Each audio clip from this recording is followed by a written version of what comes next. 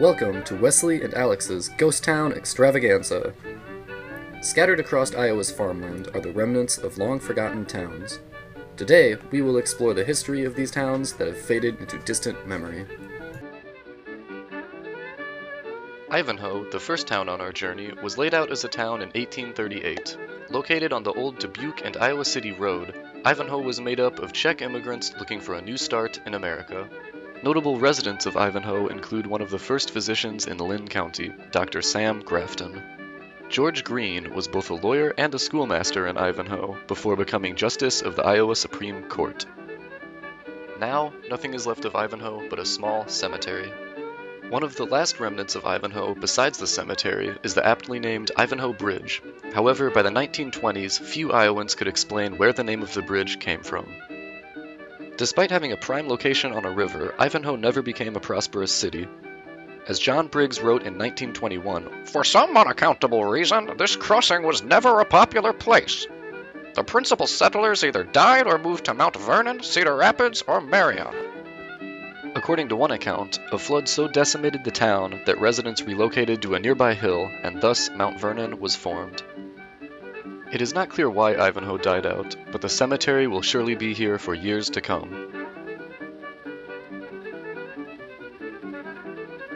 In the rolling prairie of north-central Des Moines County, Northfield, initially known as Hickory Point, grew up as a convenient crossroads for trade in the 1830s, but was not officially platted until 1866.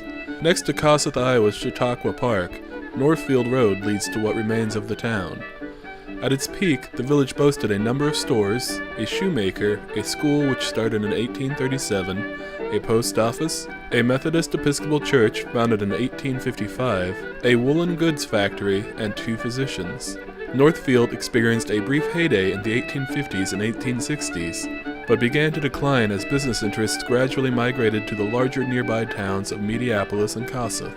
Despite this decline, the woolen mill continued to operate through at least 1897, and the post office operated until 1900. Today, little remains of Northfield, except a cemetery and a few scattered homes. Next on our trip is the town of Linton, which was located on the old Burlington, Cedar Rapids, and Minnesota Railroad. Now, there's little to remind us that Linton ever existed. A single signpost for Garland gives the only clue.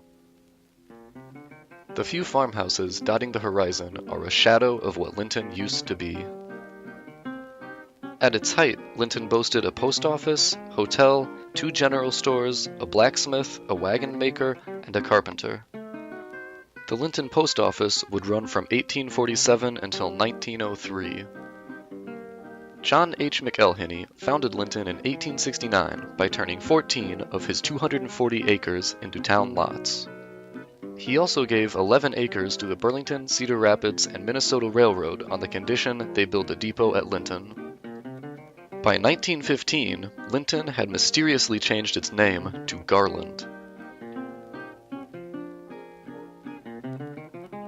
Located in southwest Louisa County, the village of Cairo, which is still home to about a dozen families, was officially laid out by James H. Marshall Sr. in 1865. Additions on both the north and south side of the village were added in 1866 and 1869, but have since been abandoned. While never large, Cairo's population in 1880 was a mere 123 souls. Cairo was home to a number of businesses, including the Louisa House Hotel. It also featured 2 churches, the Cairo Church of God, founded in 1853 by Pastor H. Murray and 18 parishioners, and the Evangelical Church, founded in 1916. The Church of God would continue to be a place of worship in Cairo until 1964, when the congregation relocated to the nearby city of Wapello. Cairo was also home to a school that served grades 1 through 8 until 1947.